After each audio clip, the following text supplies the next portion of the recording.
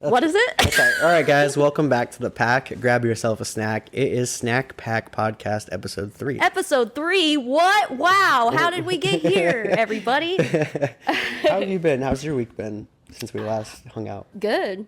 My wavelengths are really, really thick. Yeah, those are some Why some thick boy?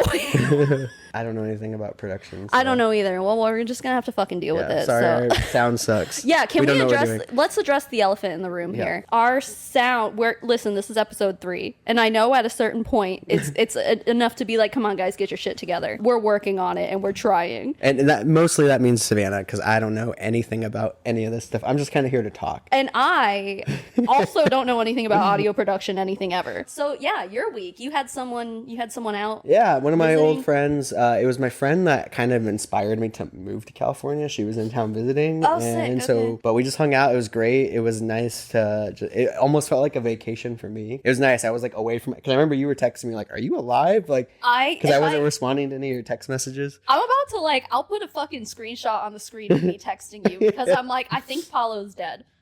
Yeah, I also got a new phone number during that weekend too, so that didn't help. Palo, listen guys, Palo texts me on a new number. I don't have an iPhone. I guess it's a thing on iPhones that iPhone people can always just tell when you get new numbers and stuff. Yeah. Palo sends me a text. I didn't know it was him, and he goes, "This is my new number," and that's it. And I'm like, who the fuck is this? So I didn't respond because I thought it was a one of those scam things. Turns out it was just Palo. It was just me, yeah. It was just Palo. And disclaimer too, I'm pretty overall bad at texting, so it wasn't just you that was being ignored. That makes you feel better.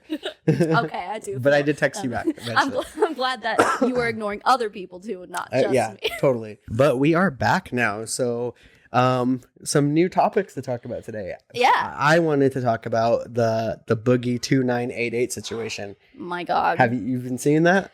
I did not watch the entirety of the documentary because it was too much. It was the most pathetic thing I think I've ever fucking seen. It was. And I didn't even get to the second part of it. I just remember watching a scene of him in a bathtub, just in there, just kind of being like, what am I going to do? I'm going bankrupt. I'm such a loser. What am I going to do with my life?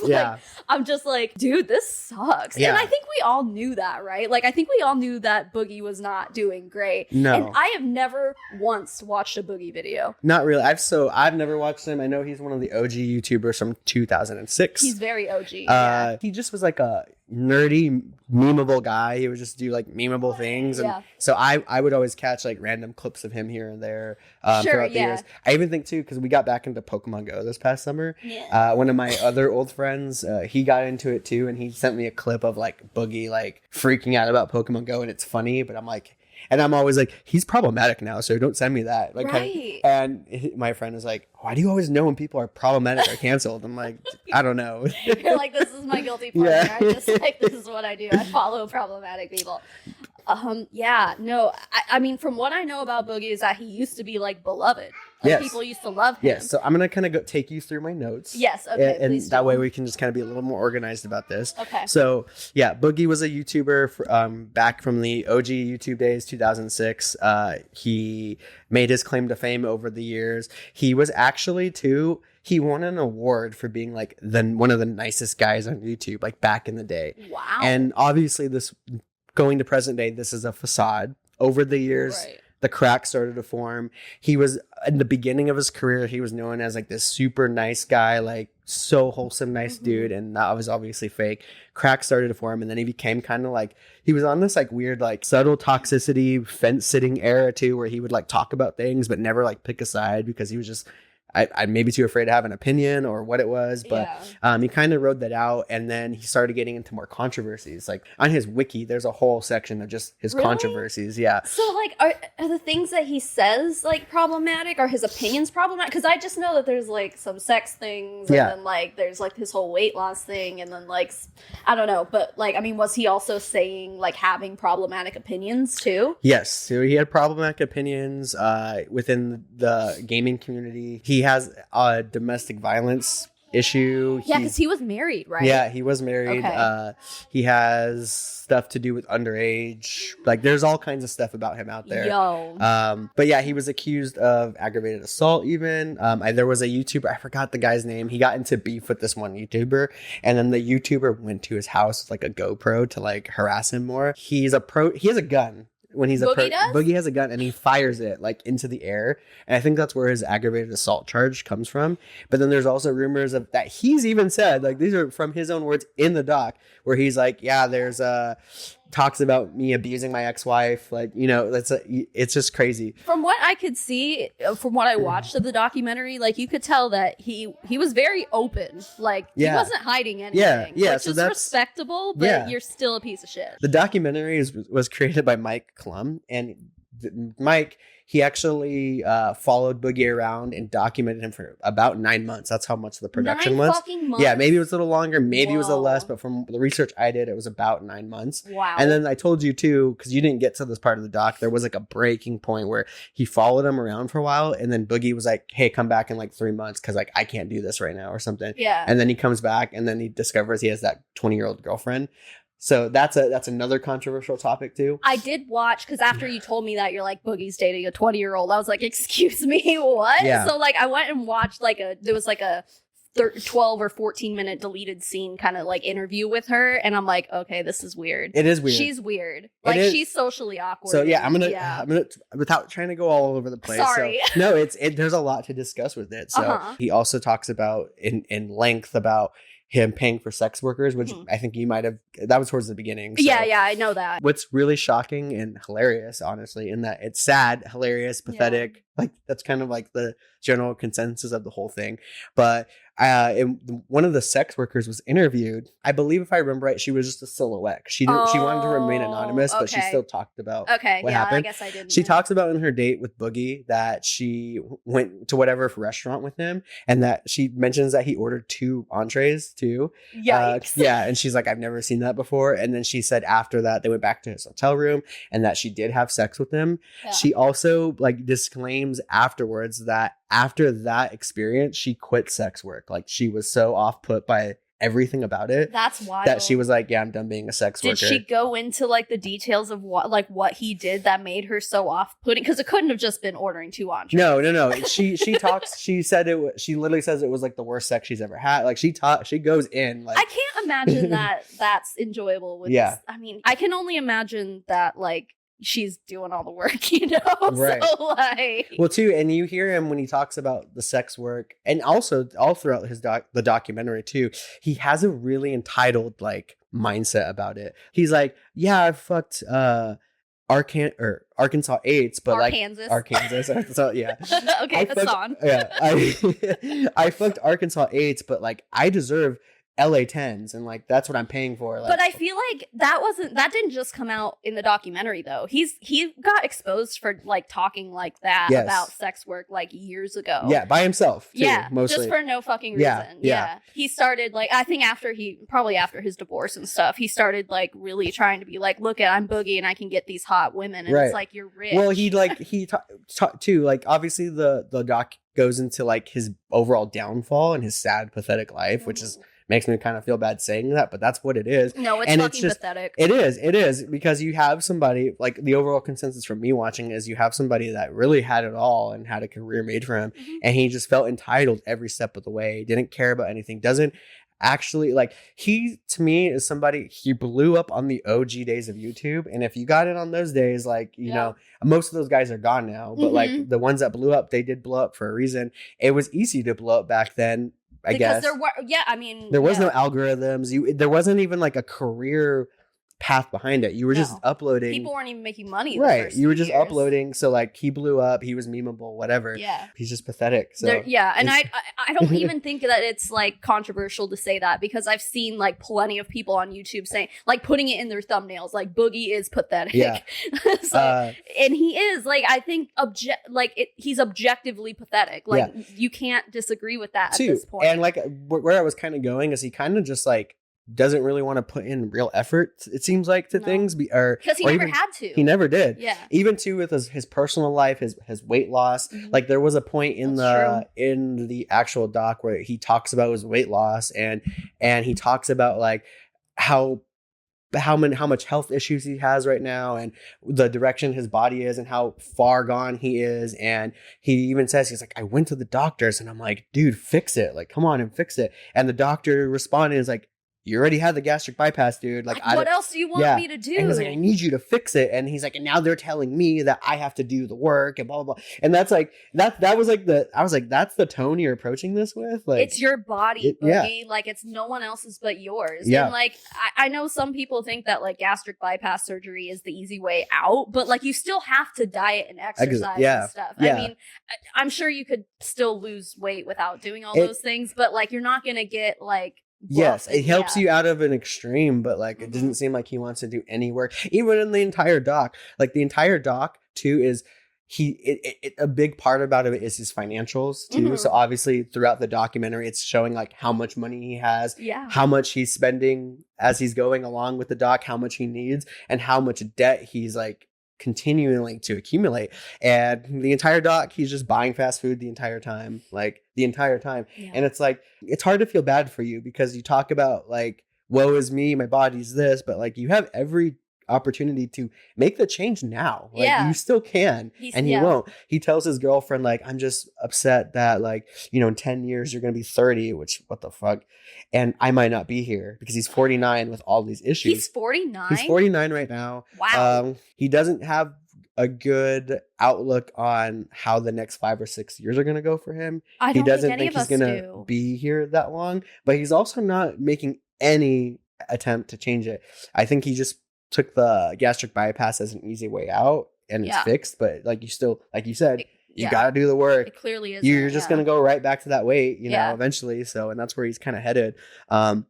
But yeah, it goes into a lot about the health stuff, the financial stuff, and there's just no accountability from any of it. Like he seems to understand like that he's the reason for all these problems, but like he doesn't understand that he could also be the solution. He has a really negative mindset the entire time. And even to his money spending, it was just ridiculous. Like one of the scenes, his TV stopped working, like the sound stopped working. So he ordered it was in the beginning. The sound bar. He orders that sound bar and then the TV works the next day. And he's like, so now I'm out $100. And it's like, bro, you ordered it through Amazon. They'll take anything back. Yeah, just like you haven't even opened it. Like, but you can't even do that. Like, that's too much. Yeah. You know, like, so it's just like, it's hard to feel bad for you. And then he justifies like, well, I have to buy these new magic sets and these collectibles. Like, I have to have it because of this.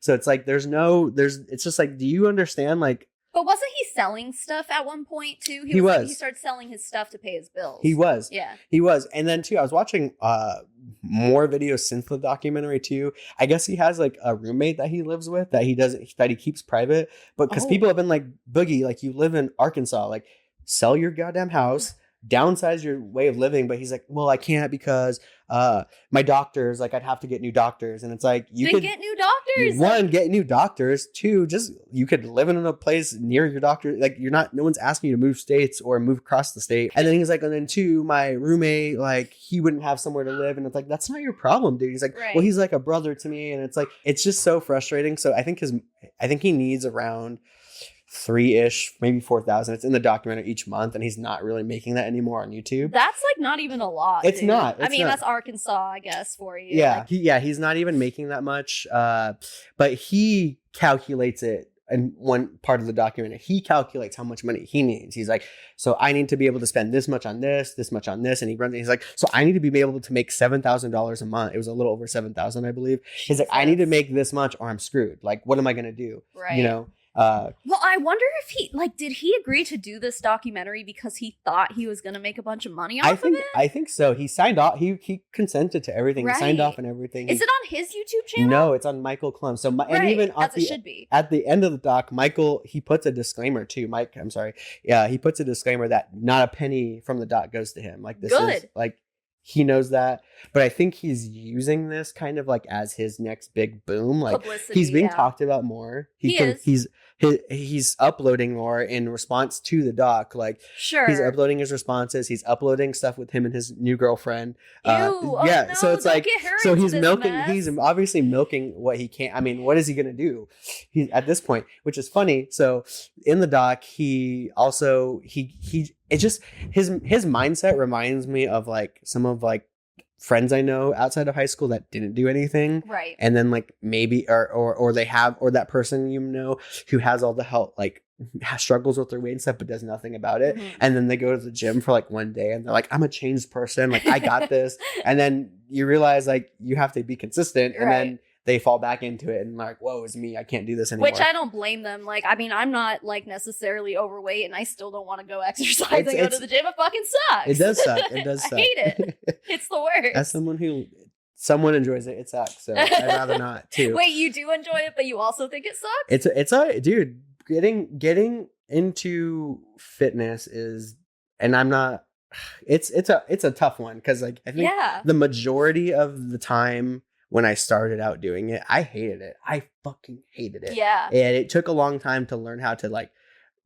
enjoy it and tolerate it. And for first it was tolerating and then it turned into enjoyment. But even enjoying it, like, it's still work. It's still like, you still have to like get off your ass and like, go to a gym. And when you're working out, you're stressing yourself out. You're putting yourself through physical stress. So like it's a lot to balance. Maybe you don't have to be this like gym junkie, but like do stuff on the back end to like, you know, promote that, eat better, you know, you know what, just simple things that you actually have control over. That's like, hard too though, because nacho fries are back at Taco Bell right now. I heard and I can't too. They have they have the vegan nacho. I haven't tried it either. Yeah. Because the regular nacho cheese is so fucking good. I don't want to taint it with vegan shit. I'm just kidding. How dare. A lot of vegan shit is really good. Like, obviously I know because of you. But like, fuck.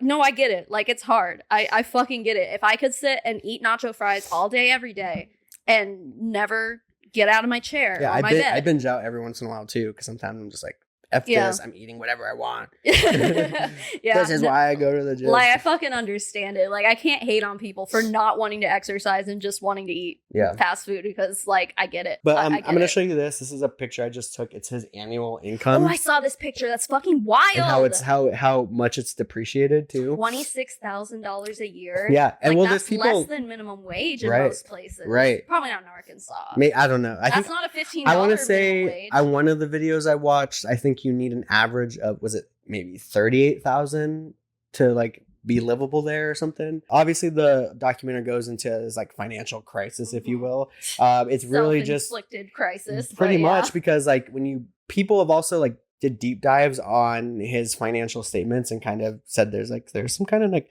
not true aspects to what you're reporting. And like, I think someone was able to figure out that at whatever year, maybe it was 2019, because that was like one of the highest years we saw on that graph. But the thing is his house that he has a mortgage on that he hasn't paid off yet, that he still owes $130,000 on, that he bought like back in 2018 or whenever it was. The house he bought was $250,000. That's what he calls it. Like when he does his Cribs interview, like, this is my $250,000 home. It's like, it's not. And it's like, how worth more than that now. Exactly true. But it's like, that's why people are like, one, how have you not paid this off yet? Yeah. Two, sell the damn house. It's worth way more now, and like downsize your way of living. Like just downsize your. Literally, he could like pay off a ton of debt just by doing that. Yeah, and he refuses. He's just giving all the reasons in the world and all the reasons why he needs money and why you should be watching him, because he needs the money. Like, it's just really gross. He goes into like kind of why he sucks with his money, and a lot of it has to do with like spending it on escorts, just making stupid financial decisions, buying crazy collectibles, just living outside your means. When you're making $400,000-$500,000, like, you're gonna spend, it's fun to spend. You have to have that kind of discipline, right? And I don't think he ever learned that. He just kind of he blew up, had the money, and said, "This is my life forever." And I know. And it sucks with YouTube, like, dude, it's such a volatile like industry to get into. Yeah, it's scary, but it's either you have to be willing to like go with the flow and keep evolving with the times and stuff, or you're just gonna fucking sink. Yeah, and it's a lot. It's stressful too. Yeah, and two, we've seen it time and time again with all these YouTubers that like the ones that rise to this level of success and power, it either changes them or it reveals their true natures. It blinds them from criticism. Like you see it over and over and over, and to the point where they don't even like they just take all backlash, all drama videos as haters. And it's like, dude, like if the overwhelming majority is saying this about you, it's like maybe to look in the mirror a little bit, like take a little accountability. But one of the funny things I thought was about why his like finances crashed is he invested like, I probably want to say $500,000 into crypto. Oh no. Yeah. And so he talks after the crypto boom, huh? I believe so. And then it all of it sunk. So I think he's down to like, I think in the doc, he said he only has 30,000 remaining, which is like, pull that money out then. Quit waiting on it because it's not going to go back up, dude. And so, and then the girlfriend being 20 years old, she's 20 and sad. He's 49. And they interview her on the doc. Boogie actually on his channel, he posted like the extended version of the interview. I think that might have been what I watched then. Yeah. Damn it, I gave him a view. Fuck. I did too, so it's whatever. I mean, whatever. Get your little dime while you can. Yeah, get your coin. Yeah. I mean, honestly, if I were him, I'd do the same thing. So. Yeah, well, too. And so in the doc, too, this girl, her name, I think is Desiree. They call her Desi or whatever. Yeah, I don't remember for sure. I have a bone to pick with her, actually. Oh, pick it. In the interview, she has like these stuffed animals around her, and she's like, "Oh yeah, I love stuffed animals. They make me feel so alone." One of them is Lapras, the Pokemon Lapras, and she's like, "This is a Pokemon. I don't know which one it is, but it's cute." And I'm like, "It's a fucking Gen 1, bitch." Yeah, cancel. Like that's how you know she's too young for you, Boogie. Come on. If she doesn't know who Lapras is, she's too young. Yeah, like come on, dude. Like, what are you doing? But it's just sad because is so funny. I thought the same fucking thing when I saw that. I'm obviously joking. I'm just making a joke. Not. But like, okay, maybe I'm not either. Cancel her. But it was just sad to watch because this is her first real relationship. She said she's never she's had some she's 20, right, and she's had some small things like in high school and whatever, nothing significant, nothing where she's actually done anything sexual. Yeah. According to her, she also talks about how she doesn't have like a father figure. So and to the unextended cut, right, in the actual documentary, when they interview her, she's like, "Yeah, I've never had a dad." And I'm like, girl, like that's not what you want to say in this context. Like, she doesn't know any better. She doesn't. She's 20. It's so sad. And yeah, this is a situation where it's like there's no blame on her, in my opinion. Some people will be like, "Oh, well, she's an adult. She's a consenting adult." I'm like, I'm sorry, but like I still see a 20-year-old person. I see a child. I see a child when I look at her. And maybe that's just because we're old now. Yeah. But like to me, like 20, I'm like, you might as well be like fresh out of high school. Pretty much. In high school, you're still a fucking child. Right. Like, you have no life experience yet, really. You have no real world experience yet. We sound so old right now. We're probably, and that's not. True, but that's also not the case with most. No, I'm not most. I would say not all 20-year-olds. Hashtag not all 20-year-olds. Yeah. I know some of them like definitely get plummeted into adulthood a lot faster than others, but the majority, especially today's day and age, like you see a lot of like just like blissful innocence, somewhat with her.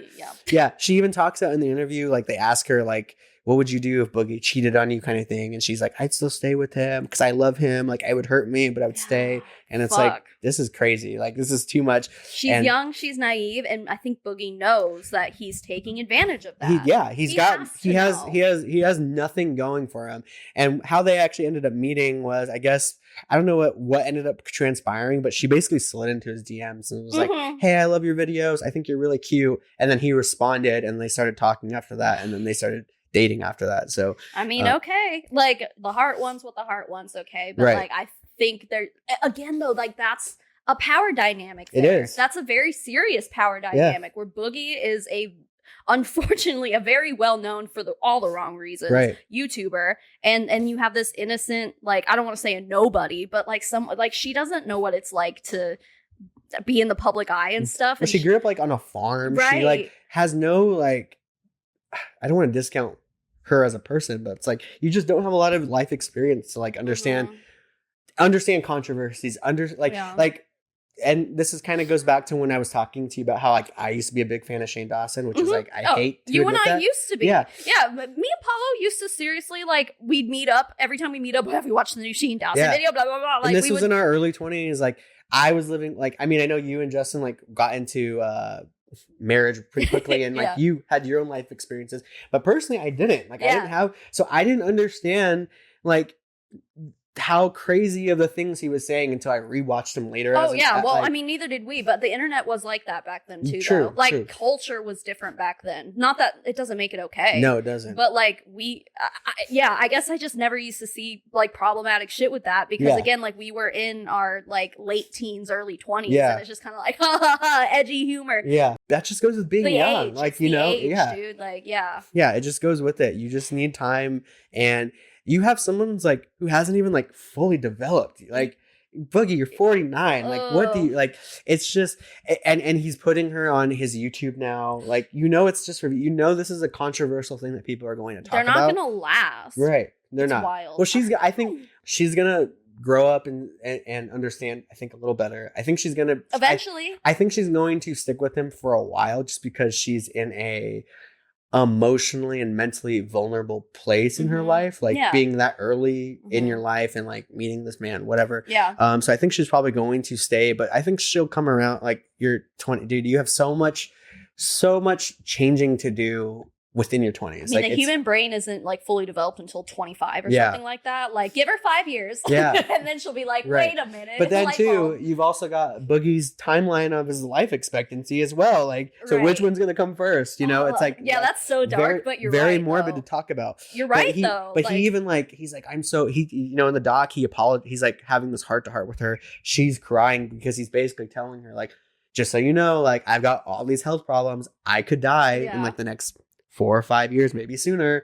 And he's like, what are you going to do about that? Like, how does that make you feel? And she's like, that would make me so sad, but like, I'm here with you every step of the way. And then he like has this like interview moment with the camera. And he's just like, I just feel so bad. Like, he's like that, I'm getting like, she's getting so emotionally invested in me. And like, I have all these health problems. Like I could die. And it's like, bro, you could literally do something about it right now. Anything, like dude. It's not too late. Like, I want to kind of move on because there's more stuff. Yeah. One thing I thought was funny was when he had I guess Boogie even talks about how Mike Klum was kind of like a really good mentor resource throughout the documentary. Like he was in dark places and he said he really appreciates Mike because he would get into these dark places where he think he was going to end it all. And Mike would like stay up with him, talking him through things. And like, there were moments in the documentary where like, he's like trying to break down to him, like, this is your situation. Yeah. Let's make a game plan. What are we going to do about it?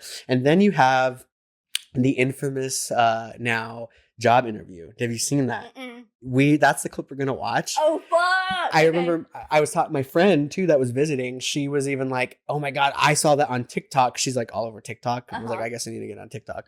But she's like, but I guess the caption of it was like, did bro just take truth serum before the thing? Because he goes into this interview and she's like, okay, yeah, you're looking for a job. Like, and he opens up with like, well, I'm disabled. I haven't worked since this day. I have this controversy. If you Google my name, you're going to see these charges. I beat my wife, blah, blah, blah, blah. Yeah. And he just like spills out and she's just looking at him like, okay. Okay. And he's like, okay, so when can I start? Right, like, pretty much. And then she's like a career like counselor type thing. It wasn't like an actual job interview. So she was like training him. She was like basically going through the interview to kind of like assess like maybe if they could help, if their agency could help like get help him find a job. It was kind of one of those situations. Okay, gotcha. We're gonna watch that. So what is it with me and my leg today? I rolled my ankle on the way out the door. May as well go on a pair of crutches. That sends the right message. Hi, I'm easily injured. Put me on your workforce. He's just complaining. The whole time. Nice to meet you. Nice to meet you. My name is Dawn. Dawn, I'm Boogie or Steve. Okay, what do you prefer to be called? Honestly, probably Steve. Let's go with Steve. Okay, Steve. No problem. Whatever you prefer. So I've been making online video for about 17 years. I was one of the like original YouTubers to really kind of blow up. And my entire shtick has been about like pretending to get angry about video games. I do a character voice like this. You sons of bitches, I can't believe you ruined Diablo 3. This is my favorite game, Just liked it. And then I got married. Then I got a divorce 5 years later, and I kind of completely and utterly lost my mind. I am disabled, recognized by the state of Arkansas, but also the United States government. There's that. Now, the downside of that is I am extremely depressed. So there's some mental health issues that we bring to the table. And then physically, I am morbidly obese. I have no references, no work history, and no education. And when you Google my name, you might see rumors that I beat my ex-wife and I'm also a pedophile. But that could be an issue for employers that would research me. So if we can find someone who won't Google me, that would be good. Well, that's difficult. I mean, I can't submit your resume to a client and then request that they don't Google. And then physically, I'm easily injured. Like I injured myself coming here today. I twisted my ankle. And then my work ethic is not great because of the depression and stuff. So I mean, I do have some pretty big references. Keemstar, he probably put in a good word. Or so you do have some people that you could reach out to and call upon to give an example of what their experience was working with you. Yeah, I can't say that would be a glowing review, but it would be a review. Should mention I'm also a felon. Okay. What's the nature of your felony? Aggravated assault. How old is it? About 2 years. And you're using weight and disability. I can't. If that is the attitude that you're going to have when you approach everything, then you can't. And you won't. I did work in the porn industry for the better part of 7 years, so I mean... Be real with me. Do you really think it would be a good idea to go to a real interview and reference porn? It depended on the job, I would think. Like at a strip club maybe, but probably not in a professional setting. Oh my God.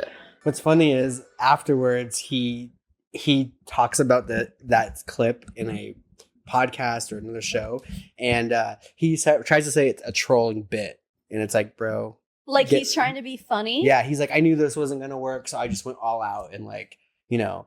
But it could have worked. It could have, you know, you went into it and just tanked it. Like, I mean, sure, like he's right in the way where it's like, yeah, people are probably gonna Google you, dude, and even without Googling him, like he's got enough of a recognizable image, I suppose, that like people won't even have to Google him. It's just kind of like, oh, that's that one guy who like shot a gun into the air and beat his wife. Or and I think after this too, that's when he was like, screw regular work. I have 4 million YouTube subscribers. This is what I'm gonna do. Yeah, most of them are inactive. Content. And then I think too, what had happened was towards the later part of the doc, Keemstar, I believe, reached out to him and was like, hey, I want you to do a YouTube boxing match. So he like took this and like, this is my big break. He accepted the match. This is my big break. I'm gonna get healthy for this match. Had like his little montage in the documentary. Loses the match. Nothing comes from it after that. Like, it wasn't really worth anything. And then I think when he totaled up all of his expenses to like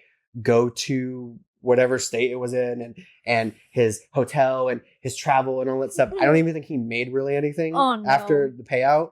I thought boxing matches were supposed to pay out. I think it was a large chunk. He just spent it all on like, I had to travel, I had to get this, I had to get that. So, and it breaks it down in the documentary. But so I'm pretty sure there's probably ways to where he could have, like, I'm sure those expenses are there, but there's probably ways where he could have profited better. But he has no money management. Like he doesn't really care about any of that stuff.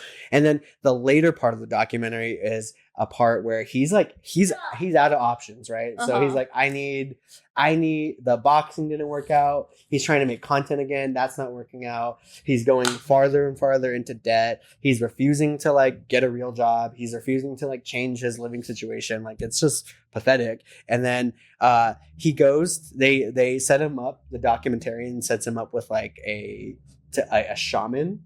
To have a psychedelic experience to unlock his mind. Hell yeah, good for Boogie. So like, he takes shrooms.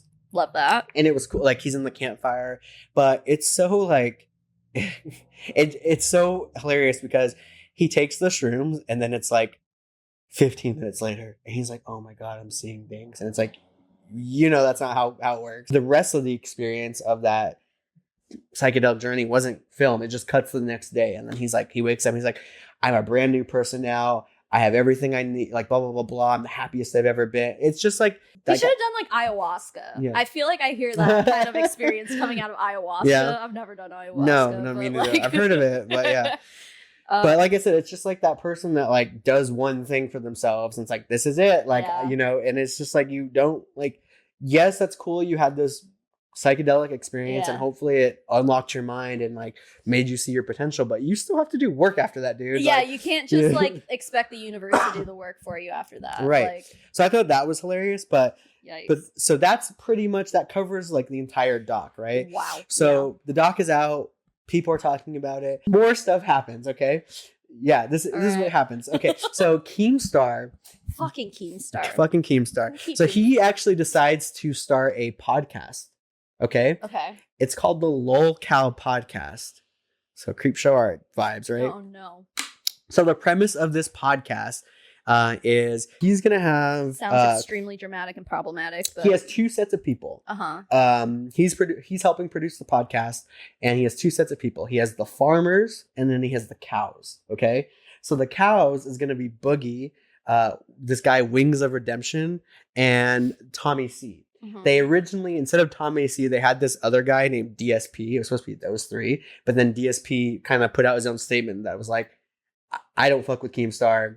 Don't stand by anything that he does. Don't like him. Right. Not going to do with him. Keemstar responds making fun of him. And he's like, fine, we're just going to get Tommy C. So the idea is they're going to film a podcast episode, the 3 of them talking to each other. And there's an episode out. And basically what they do is the 2 other guys are just basically shit talking Boogie. Like he's talking about like the stuff happens in the dock. And they're like making fun of him. And they're like, dude, you're pathetic. You're a failure. Like, what do you think about that? Like, it's pretty like crazy. But Boogie's agreeing to doing it.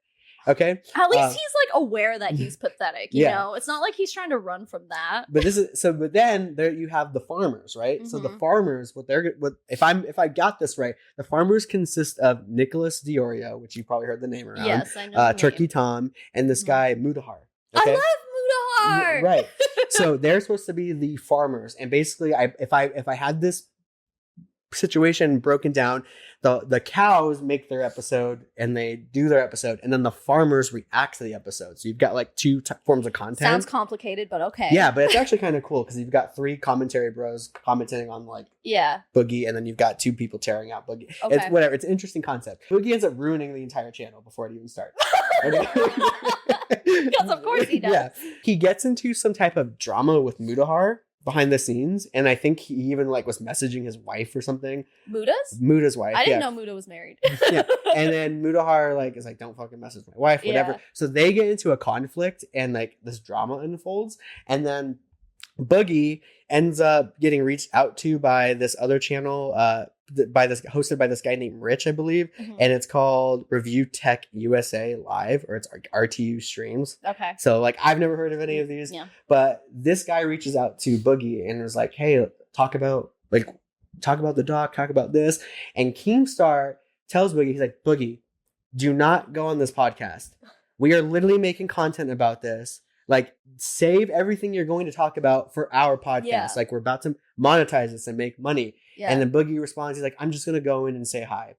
So he goes in on the podcast episode. He goes in on this live stream, and he's talking. He's talking. And Keemstar enters the chat, and he's like, get off the chat. Like, you are ruining our podcast. Like, stop, whatever. And they're kind of reacting to him. And then Boogie's kind of trying to save it. Like, oh yeah, guys, go subscribe to LOLcow if you want to hear the full context. Oh, for fuck's sake. But Rich, the guy, he ends up somehow getting Mudahar. Like, right as the episode or the live stream is about to wrap up, Mudahar enters the live stream. He gives him like the link or whatever. Yeah, whatever they're using. And then those 2 start going at it on live chat too. And then Keemstar fucking loses it. And I need to show you the voice memos he sends them. Okay. And there's trigger warnings because we're probably going to play the voice memos. Keemstar calls him the R word and tells him to go off himself, things like that. Keemstar is losing it because he's just like, bro, you literally ruined our freaking show. Yeah. Like, you just talked about everything.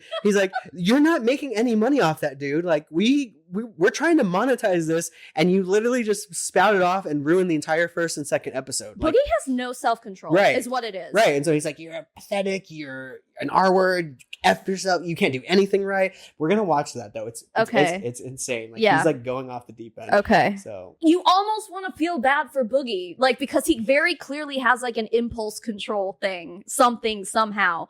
But like, come on.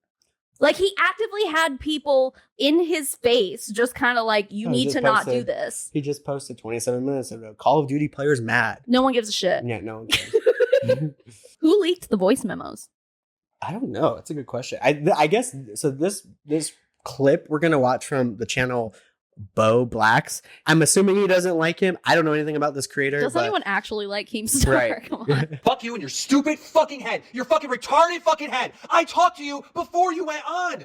In my other group chat, people were like, oh, Boogie's calling into Rich. I fucking called you. We spoke. I said, don't give Rich the tea. Your exact words to me were, oh, I'm just going to go on there and tell him I'm busy, right? So you call into Rich. You tell him I'm busy. He starts milking you. You start answering every fucking question because you're an attention fucking freak. And then you have a face-off with Muta on Rich's stream. The face-off between you and Muta should be on your podcast. That's monetized. That you make money on. Fuck you and your stupid fucking head. This is not a mistake. This is not an accident, you fucking retard. You did this on purpose. I talked to you before you went in. I fucking hate you. Fuck you. All the time and effort into this fucking show to help you guys out, and you can't do the simplest task. I fucking hate you. I hate you. I hate you. Retard.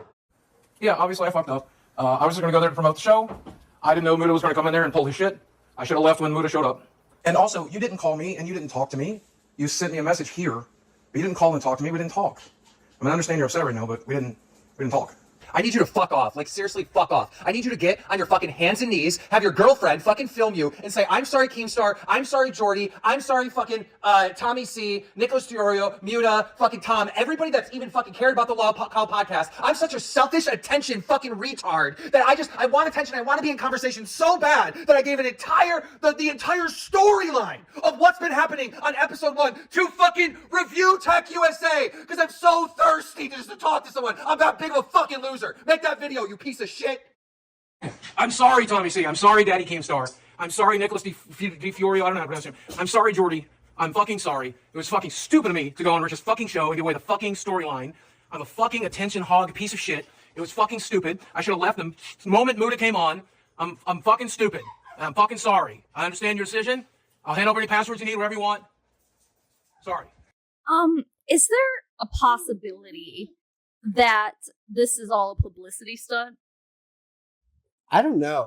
I don't think so. I think it is I think Keem saw an opportunity to make money here off of the Boogie situation and was kind of trying like, hey, I'll organize this for you. You just be you on this podcast. Start monetizing yourself properly. Stop giving like all these people all your time and tea basically for their financial gain and you get nothing but just looking pathetic. Yeah, no, listen, I hate to agree with Keemstar, but like if this was all legit and they're like, we're going to start the channel's real. The episode I guess what I'm saying is like that this like little beef, like if this isn't a publicity stunt or like something to get attention and be like, Boogie, you need to pretend that you're fucking up. Like, you know what I mean? Yeah. Like if all this shit is real, like, then I understand why Keemstar is mad. Well, too, it's like if it was a publicity stunt, like I said, the way it played out, there's no financial anything for Boogie or any of the members involved with this project. Exactly. Yeah. So it's like,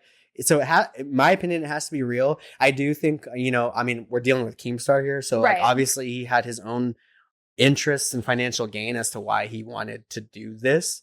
But it's just. But he included Boogie. He wanted to compensate Boogie clearly.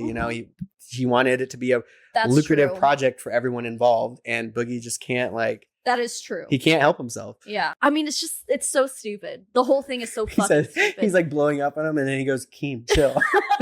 Daddy, chill. He's like literally the easiest task in the world. Like, I mean, true, literally true. And it just like if all of this is real and not a publicity stunt, like, god damn it, Boogie. Yeah, like, holy fucking shit, control yourself. Have a little bit of fucking self-control. But like, clearly he doesn't. It's so wild. But the other thing is too, that, maybe I can present this, is that some people have like a kink for being like embarrassed and being like, I'm a pathetic loser, and being like told that they're pathetic. Yeah. That's a kink for people.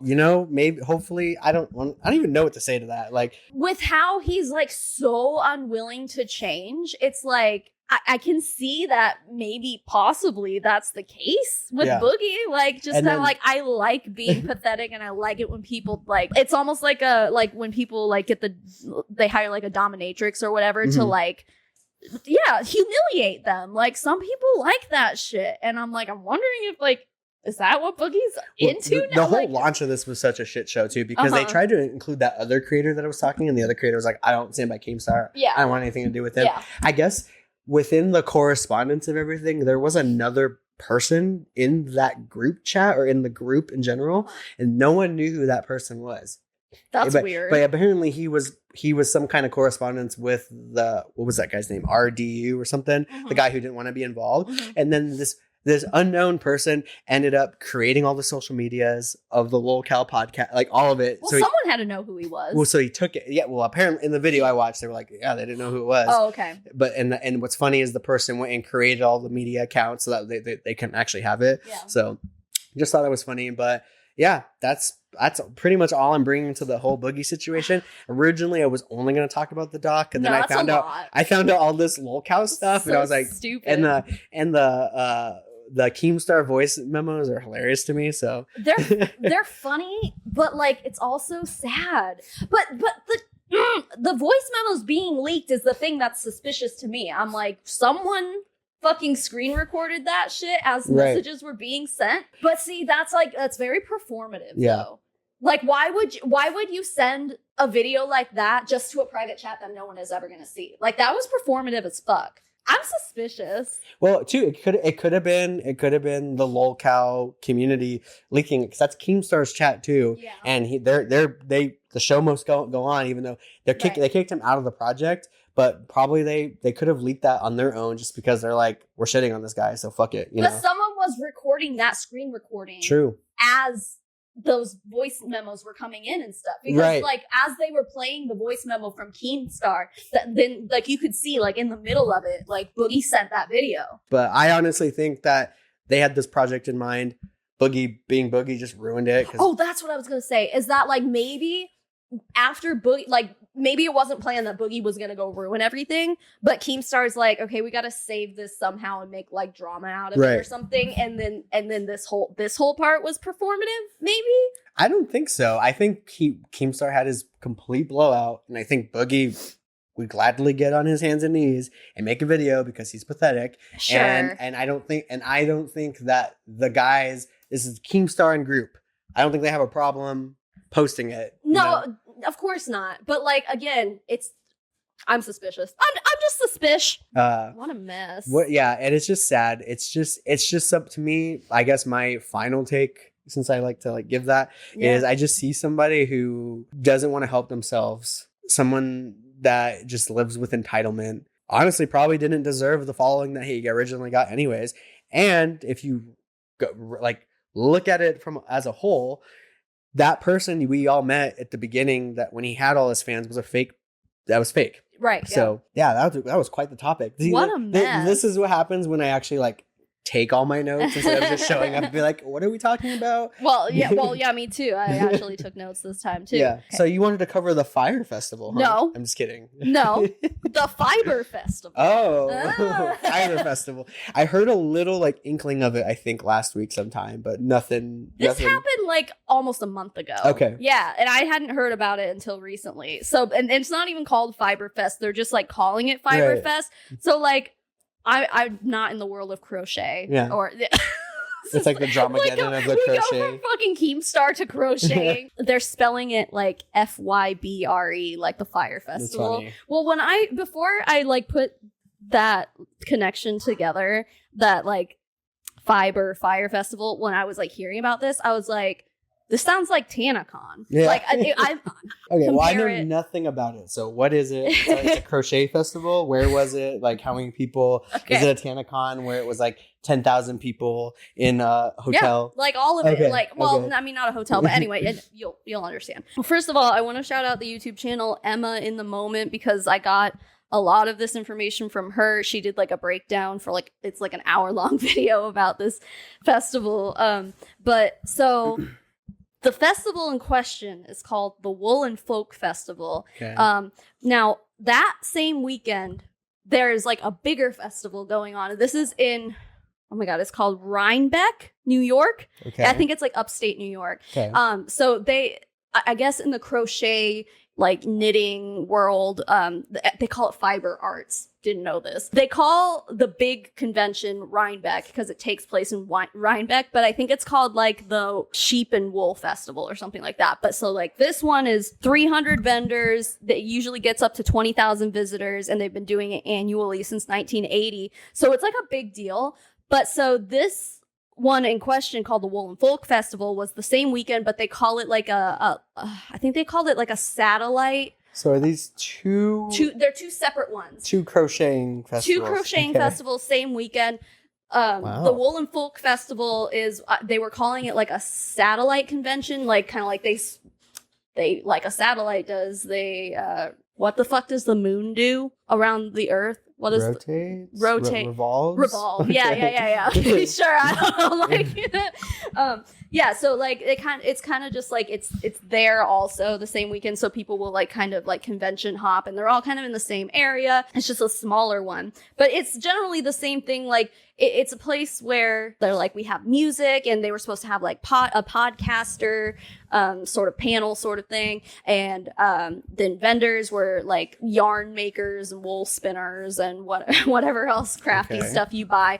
Yeah, so it's just supposed to be like a big event for people in the crafting world, I guess. It's always cool that there's like these communities for anything. You know what I found out? Like, this is off topic. Well, kind of anyway. There's like a cruise every year for scrapbookers. Wow. Yeah. I found this out because I was like researching a scrapbooking MLM one time. There's like conventions and shit. Like there's something for everything. Yeah, that's But they crazy. like straight up will go on a fucking scrapbooking cruise and just like scrapbook in the ocean. And the vendors, the artists and stuff, they're usually like small businesses, and you know, maybe they work on farms and like have their own sheep, and then they'll spin their own wool and they'll dye it themselves. So it's like it's a passion project, but they're also, it's their business and stuff. So those are the type of people who show up to be vendors at these events. This Fiber Festival, aka Wool and Folk, here's the main complaints: overcrowding, terrible parking, lack of organization, inaccessible to like handicap people, which was a big one. Also, I do have to apologize if I'm using like terminology that like people who are not able-bodied don't appreciate. I'm sorry. I don't know. I'm an idiot. I'm doing my best. But if I'm insulting anyone by saying handicap, like I don't really know what else I'm supposed to say. Able-bodied, disabled body. I'm not really sure. So I apologize ahead of time. Anyway, long lines, no event map. It was expensive, and it was pouring rain the entire fucking time. Were they outside? Yes. Oh. Well, okay. So originally, when they announced this event, it was supposed to originally take place at like this orchard. So it would have been like outside and stuff. And the orchard basically was like 2,000 people max. And these people who were organizing the Wool and Folk Festival were like, we need 3,000 people. And they're like, no, because they have to apply for permits and stuff. Right. And yeah, there's like a whole like legal process you have to go through to be able to do these festivals and conventions and whatever. And this orchard's like 2,000 people max, take it or leave it basically. And they were like, well, fuck that. They ended up switching locations to a wedding venue, which was like a beautiful venue, like a farm area. Like they had like a barn. And so there were indoor locations. Okay. But basically it was coming out that the reason why they ended up switching locations is because of the orchard being like, you can't do it here, so fucking find somewhere else if you're not going to comply with our capacity issues. But they tried to be like, oh no, it's because of it's supposed to rain that weekend and this is going to be all indoors. Well, it wasn't all indoors. There was just like a few little sections that were indoors. The issue with this venue is that the max amount of people they could have there was 500. Yeah, so it's like way smaller, but they're just like, but this is supposed to be a wedding venue, and usually like a wedding venue would have chairs and I don't know, like all this other shit that like we won't have, so there's going to be room for more things. So that was like their logic on that, I guess. But I mean, regardless, 500 people, mass. Yeah. The max amount of people who can be there is 500. For some reason, like, I'm wondering, I guess, like, did they just decide not to go through and get those permits? Like, the people who own this property were just like, yeah, that's fine. Yeah, let's try to squeeze 3,000 people in this. Like, we only usually they were aware of the 3,000? I'm not sure. Okay. I would assume so. And is this so, because you said this has been going on for like 40 years or something, right? Well, no, the big one, Rhinebeck. Rhinebeck has been going on for 40 years. Okay. So this is one of the smaller conventions going on around on the same weekend. Got it. So is there history? Like, is this their first time? Or Not the first year. I want to say this was like the third or fourth year. Okay, so it's like a different organizer, maybe who doesn't know what they're doing. Or? No, so it's been organized by the same people kind of every year. It's been the person who did it this year. Normally, the past, I want to say it was 2 years previous. They had like a partner, but this year the partner couldn't do it, or I don't know if she dropped out or whatever. But this person allegedly, I don't know if I wrote it down, but I do remember them saying that like she kind of historically like isn't very good with money. So now she's running this shit on her own now this year. So that might have played into it, because previous years people were saying like, oh no, the Wool and Folk Festival was fine. It wasn't a big deal. It was fun. But this year, what a fucking mess. Okay. So anyway, one of the biggest things was this was marketed as a handicap accessible event, but it super was not. Like hardcore was not. Okay. How many people showed up? Around 3,000. This is, I wrote down 2,500 tickets were sold, but I saw other sources that said 3,000. Maybe they were just rounding up. Okay. But the thing is about like crafting communities like this, especially like knitting and crocheting and stuff, a lot of people who are handicapped, like do these kind of things just as a hobby. And older people. And older people, usually. But they're also often handicapped too. Yeah. It's big in the kind of, I don't want to say the disabled world. I don't know how to say it. I'm sorry. But like, you know what I'm trying to say? Like people who struggle with physical handicaps, like. It's just like a prevalent demographic within the community. Yeah. I mean, like if you're, if you have to use a wheelchair or whatever, like you're not going to go play basketball for a hobby. You're like, you're going to pick up something like knitting or whatever, So there are a lot of people who would attend something like this who need to be at a venue. Yeah, they have to be accommodated. And it was advertised as it. There were people asking like publicly on the internet, like, is this accessible? And they were all told yes. The first part about the inaccessibility is that there are 4 different parking options. One was like, so this place is kind of situated in like when I looked at the map, it kind of looked like almost like downtown Tempe sort of, or like downtown Flagstaff, like close together. So there's a lot of street parking.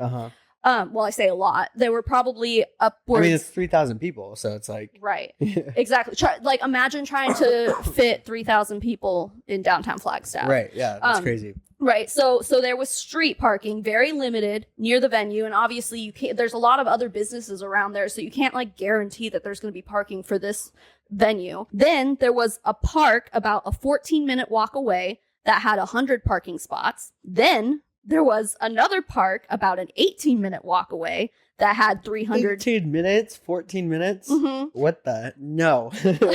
Well, so this one, 18-minute walk, 300. I don't even have a handicap and I wouldn't want to do that. Right. But, okay, so 350 parking spots at another park. And then the fourth parking option was a Walmart parking lot with 1,000 spaces, which was a 28-minute walk. Wow.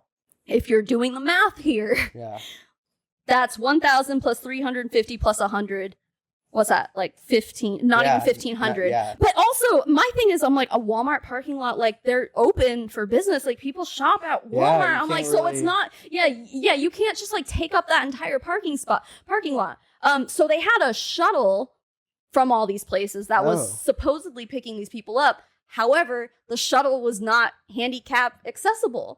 So it's either you're really, really lucky to get like street parking. And even then it's like not. Picturing all these like old people like trying to like. Lots of people with canes. Walkers like, and stuff. Right. Yeah. Oh, but that's what I was going to say. Like 1,500 parking spots and there were 2,500 tickets sold. So even then, like that's not even, I mean, of course. Maybe they were like, everyone's going to carpool. Yeah. And sure, there were going to be people carpooling and stuff, of course. But like, I mean, you should have ample parking. Yeah. Like even this venue, I don't think had their own parking lot, which is wild. Well, they might. I mean, maybe they had enough to accommodate like the 500 capacity to an extent. So from what I saw, they didn't. Oh, that's like in general, there would be people like parking on the street and stuff.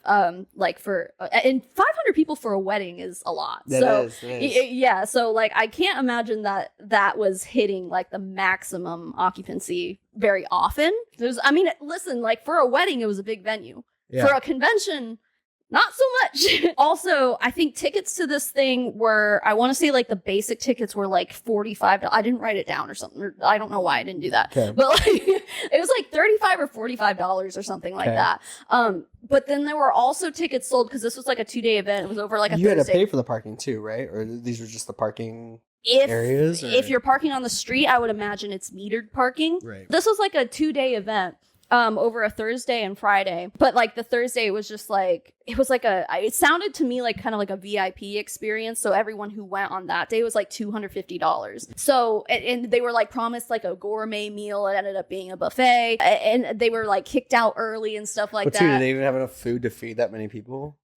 No, well, I mean, not 3,000 people didn't go that day. Okay. That was just like So the VIP VIPs, or okay. whatever. Got it. So I mean, for the most part, it all took place on that following Friday, I believe. Complaints about the inside of the event: narrow walkways, ramps, doors, and elevators and bathrooms were not accessible, or they were completely blocked off. I was seeing reports that they were putting vendor stalls like right in front of the bathroom or like in front of a stairwell. So it's like that's a fire or like a fire hazard in the first place. So there's that. What are you going to do? You have one elevator and 3,000 people trying to use it. Yeah. And plus with bathrooms and stuff too. It was pouring rain, so it was muddy. What they ended up doing, oh my God, it's wild.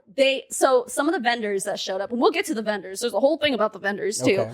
But a lot of vendors came from out of state, and they ended up shipping, like using boxes to ship their product that they would be selling through the mail, so they didn't have to drag it along with them. So they bought their own like shipping boxes and stuff. And then, apparently like when they got there on Thursday, the people who were like, we're gonna, leave our stock here, it wasn't like properly like locked up. So anyone could have just like kind of snuck in and stole shit. Were there refunds? Like what happened? Like how did... What? No. Yeah. No.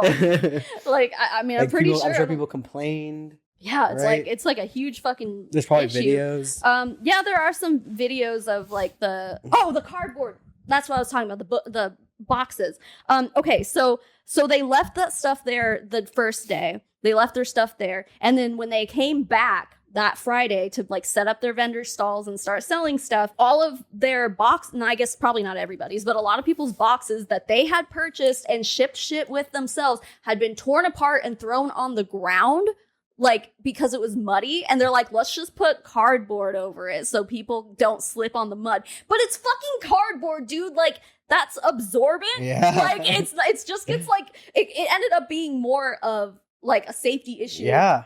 Because like now you have like chunky, gross, like cardboard all over the ground. There's pictures of that. I should have saved some of them.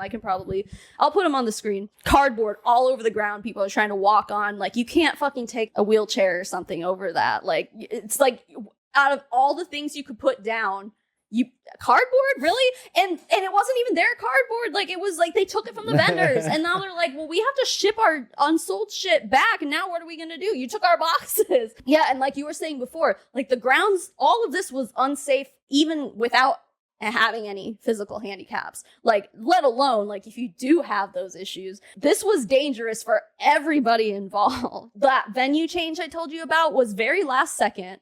And a lot of people didn't even know about it. Oh no. Because they didn't announce it like in an email or anything. They just went live on Instagram, basically. They did like an Instagram post, and they're just like, hey, venue change, it's because of the inclement weather. And it's like, we know it's because like you done goofed with the fucking orchard. Man, they should have stayed with the orchard. They would have at least been like, it'd been easier. I mean, I think the orchard was pretty much just like, no, fuck off. We're not doing this shit. Locals were calling the police. Oh my gosh. Because they were blocked from accessing their own homes because people were trying to park all over the street and like blocking them out of getting home. Oh my god. Yeah, so like police were involved. So the vendors, each vendor paid $900 for a vendor stall there. And from what I understand, like, I don't really know what like the normal charge for that kind of thing is, but like from what I was understanding is that $900 would be like something you would pay to go to have a booth at like Comic-Con or something. Right, that's like a big convention. For a crocheting convention, like a small, like not even the main one, just like kinda, how you can't be selling that stuff for that much, right? I right. mean, Yeah, a lot of so people. it's like you have to profit you have to sell $900 worth of product before you can even like make a profit there. So yeah. So, but from what I was seeing videos of people like showing their stock and stuff, and a lot of them, I guess it probably depends on, because like again they spin their own wool and right. like there's probably some that cost more than others. Like for example, like you can get like alpaca wool or you can get sheep wool, and one's going to cost more than the other. But like in general, I was seeing a lot of them like a whole like spool of yarn, is that what they fucking call it? Like they'd be selling it for like $40-$50, Mm-hmm. but I'm sure some were more, some were less. So it's not like you'd have to sell like that many of them, but the thing is that because of the rain, because of how it was like improperly stored, a lot of people had stock completely ruined. Oh yeah. Yeah. This is fucking wool. Yeah, dude. you can't just get it wet and just be like, all right. Right. Yeah. And then just sell it to people. Yeah. Like you can't do that. So, and because it was so overcrowded, they really just crammed everyone in like sardines.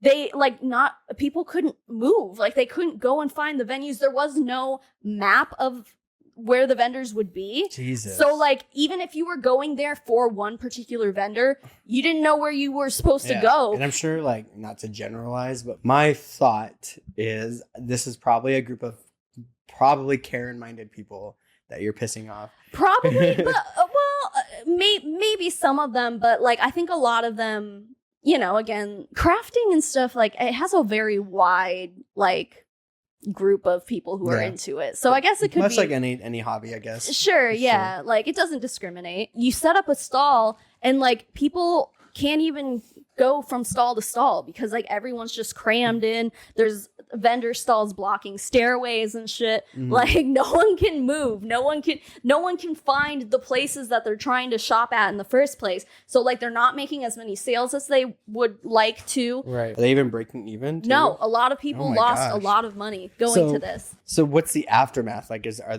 I'm sure the vendors are pissed, the public is pissed. Everyone's pretty pissed. So I mean, is there any accountability from the event coordinators? Let me refunds happening? I don't know about the refunds. Or has the venue made a statement? Like what else? Yeah, I just have questions. I'm like, sounds like a freaking disaster. But like, what? Yeah, it was the TanaCon of the world. What's the aftermath? There was a statement made.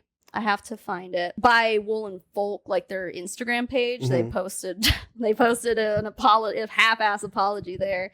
To the Wool and Folk community, I want to apologize to the knitting community. The transition to a new venue this year was more challenging than I could have ever anticipated. Logistics, coupled with the severity of our rainstorm,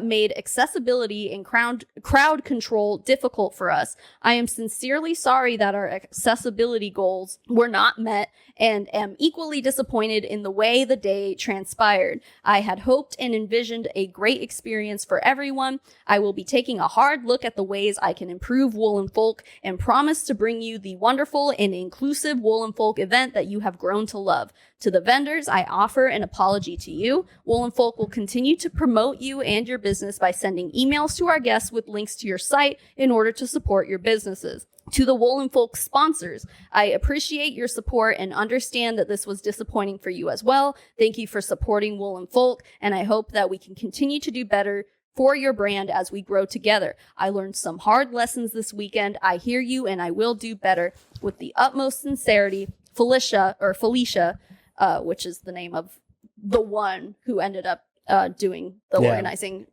minus the other person from before, and the Wool and Folk team.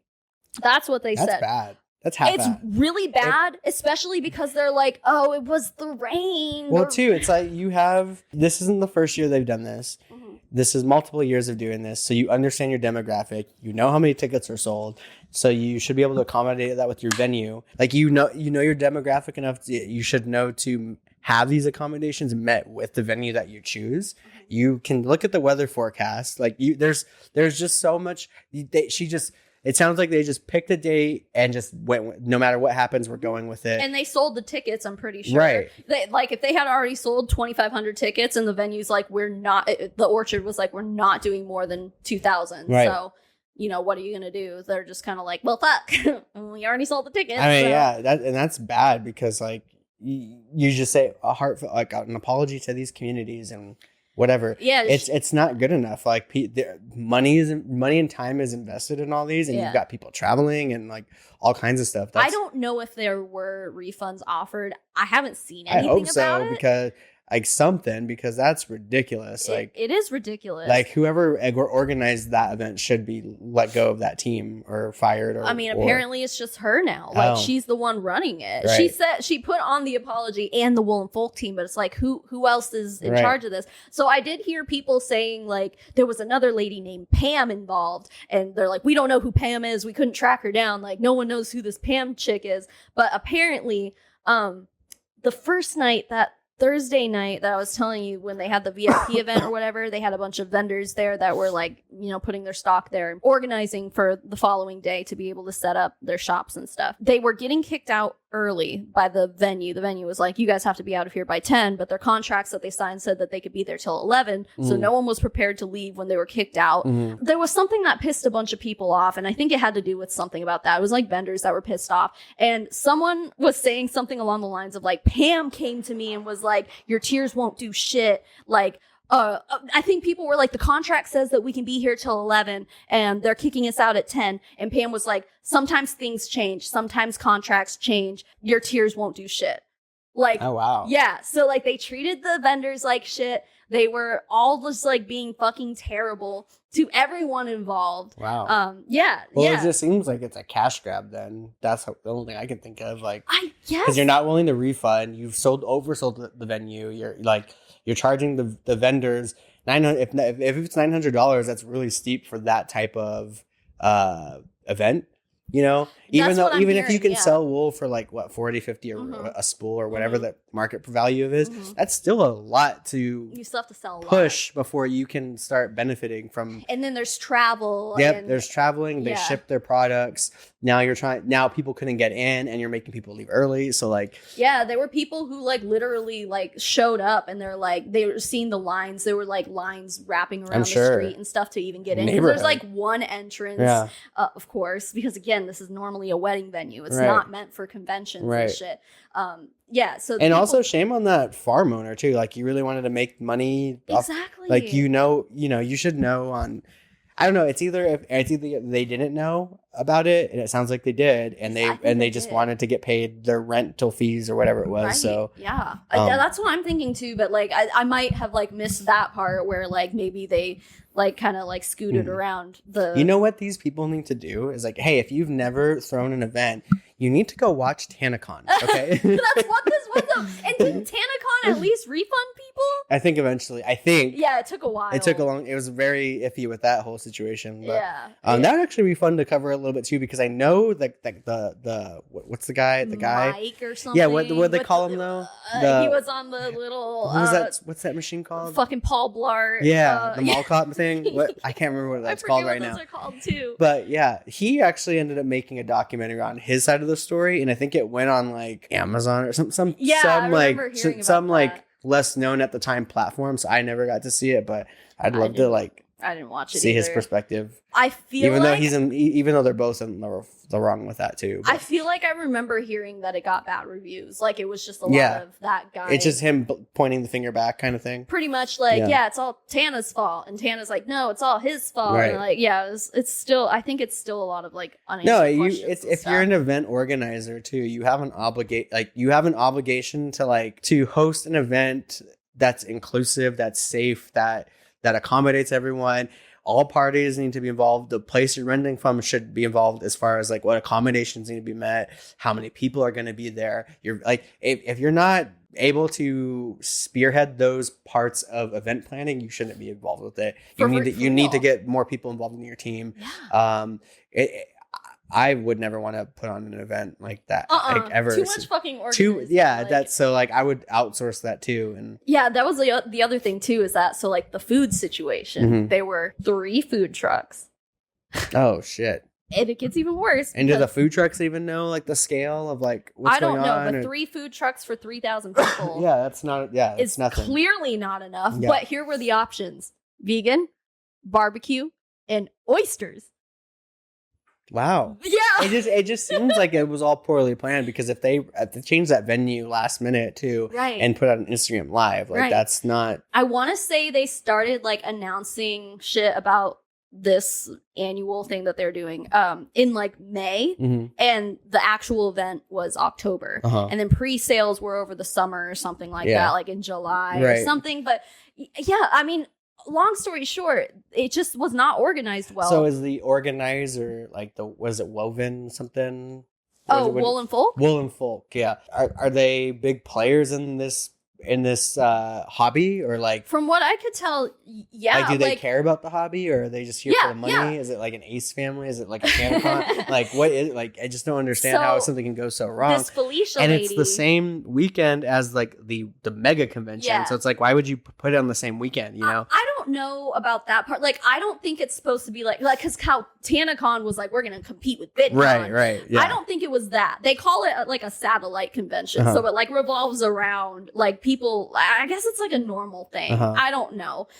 It's just like one of those things that people can hop from convention to convention. Like, I don't fucking know. But it didn't seem like it was like trying to compete with the Rhinebeck convention that was going on. Another thing that I wrote down is that the vendors were promised that they would have electricity and Wi-Fi. Oh, God. So the electricity, I saw a picture that was literally just like some kind of device in a Ziploc bag to keep the water out. And then there's just like wires fucking everywhere.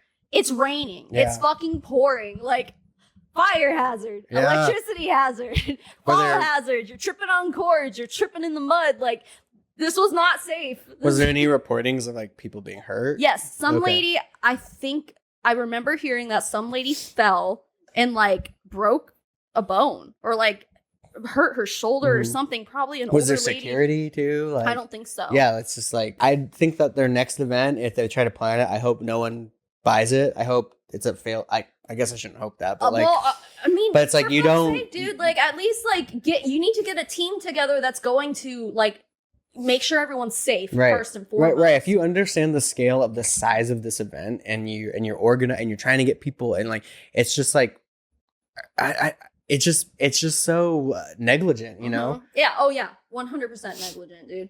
I think what happened is that they like booked this orchard ahead of time or whatever, and they're like, cool, like we have this orchard planned, we're gonna have this event at the orchard, and then started selling tickets, sold too many, and the orchard was like, no. Yeah. So what? Because they're probably smart, and they are like, hey, we can't support this. Well, and then you and a lot of these venues, they're basically small businesses, so it's just, and you could just, it's like basically going to your neighbor like, hey, can I have people over, like, you know, so like they're obviously going to be like, oh, if we can do it, we can do it, but it's like, I mean, literally, like, there's a fire safety hazard there, like crowning that, like those buildings have like a max occupancy for a reason, because of like the fire hazard and shit. Like, if there's an emergency and people need to get out, you're fucked, dude. So what's been the feedback from the community now? Like, what's the response to the apology? Like, everyone's pissed. So I know that a lot of the vendors have been like, or I don't know, people who have any sort of pull in the community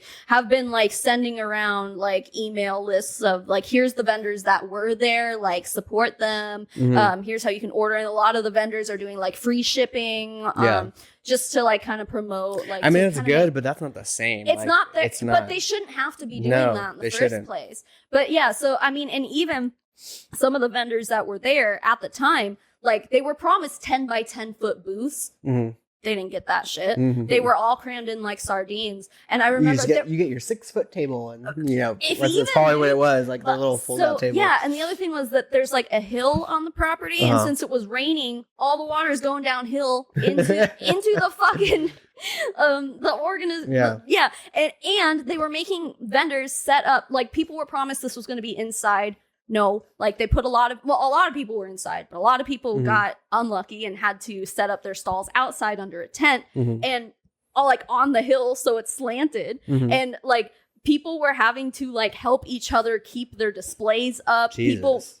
Yeah, people were like, vendors were showing up and they're like, I was promised a space inside. And they're like, we don't got no room inside, sorry. And then like other vendors were like, here, like we have a little extra room. Like you set up in our extra space. Like the vendors were taking care of each other when the event organizers weren't. That's awful. I know. I mean, at least the community, like the vendors were looking out for each other because someone had to. If I was one of those vendors and that was that shit show, it's like, dude, this is my livelihood. Yeah. Like, what are you like?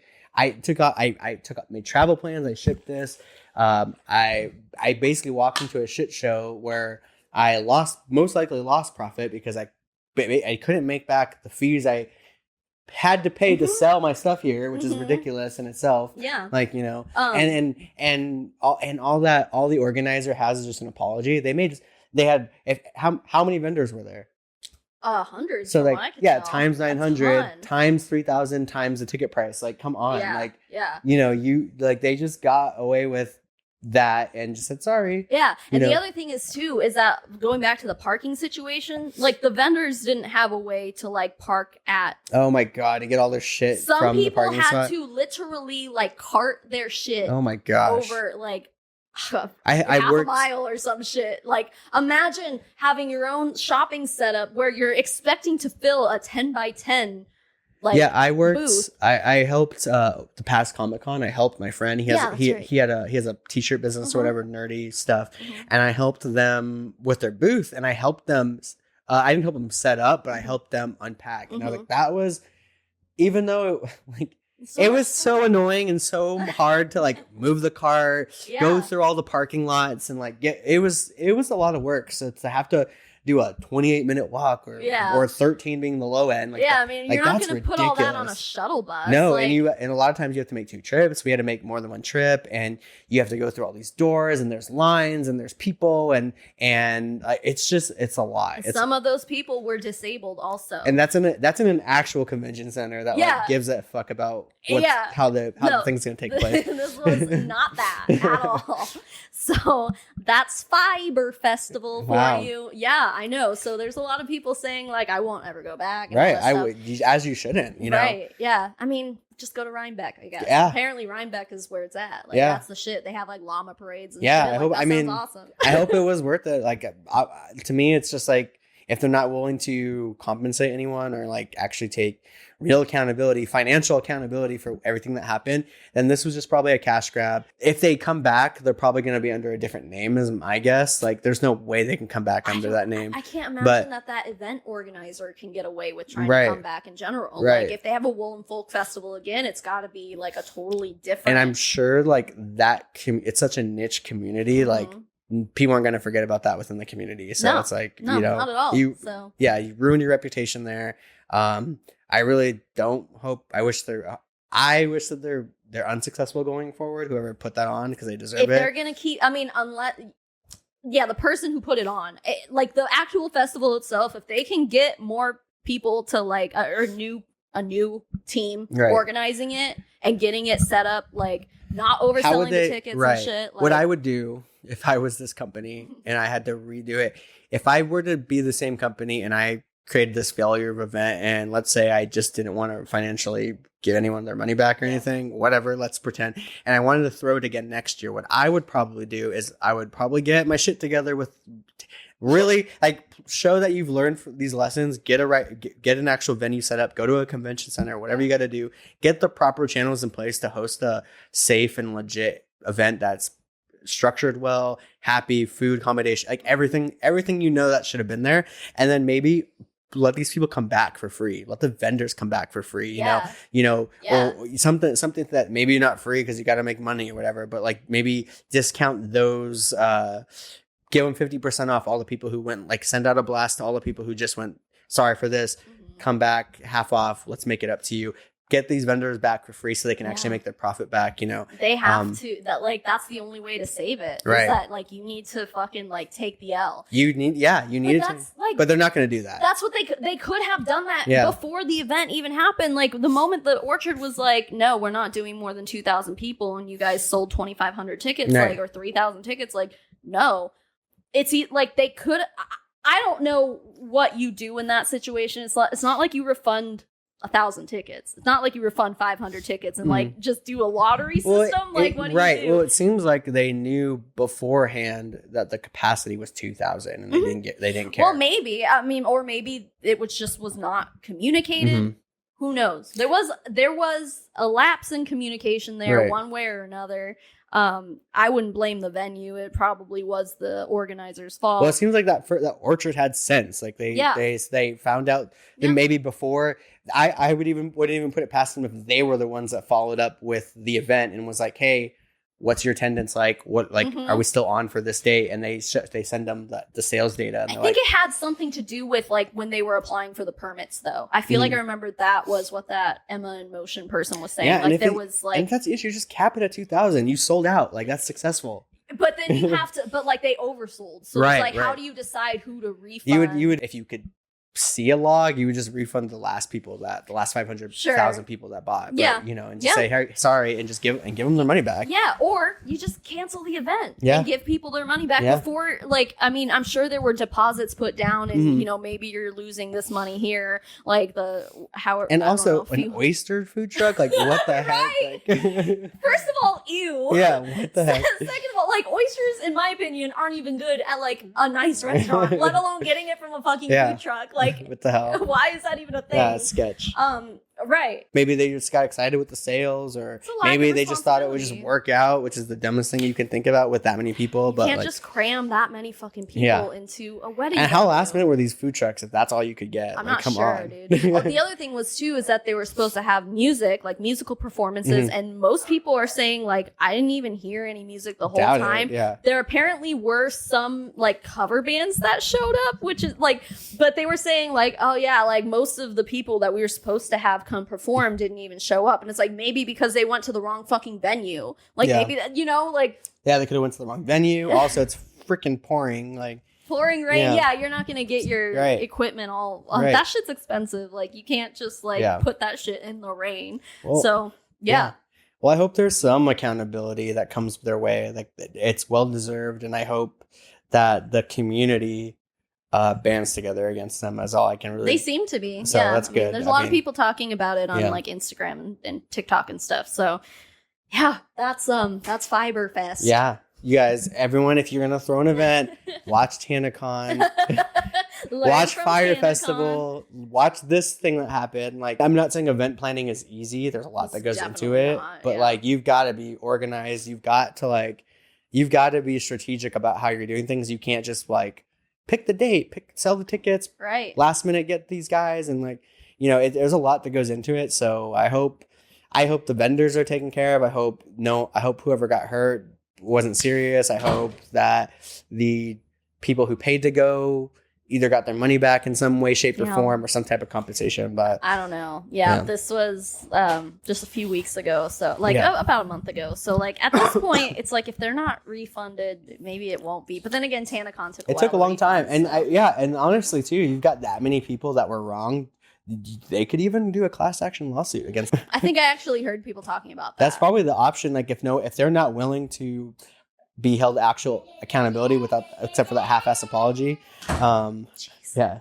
Well, there is like negligent, or what's it called, like gross negligence and stuff like that. They can definitely sue for that. Especially with the demographic, the weather conditions, the parking accommodations. They can't do anything about like inclement weather, but like you could cancel the event. I don't fucking know. Like it sounds like they lost their event, their event space, went to find whoever would fucking take them, and it was just like, all right, this is what we're doing. So it's like that doesn't work out. No. So that's that. Yeah. Interesting. I know. I thought it was fascinating. Yeah, very interesting. I'm like, I had no idea that community existed to the extent. I'm sure I probably knew it did, but I never gave any thought to it. Yeah, ever, so. Any craft, there's an entire fucking community for it.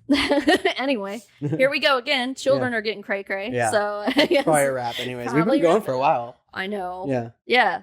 46 fucking minutes talking about crochet. Like, what are we going to do here? This is going to be a long episode. Yeah, this one's going to be a little lengthier, but whatever. Yeah, it's all good. It's all good. All right. Well, I guess we'll take it out. Thanks, guys, for watching again. We'll see you next week. And this was the Snack Pack Podcast, episode 3. I guess we won't see them till Thanksgiving. Oh, it'll be Thanksgiving. Oh, if you're in America, happy Thanksgiving. Happy Thanksgiving. Huh. Meow, meow, meow. Meow, meow, meow, meow. And happy Black Friday. Don't get trampled. Yeah, don't die. Happy Black Friday. Please don't die. Yeah. Okay, bye. Okay, bye.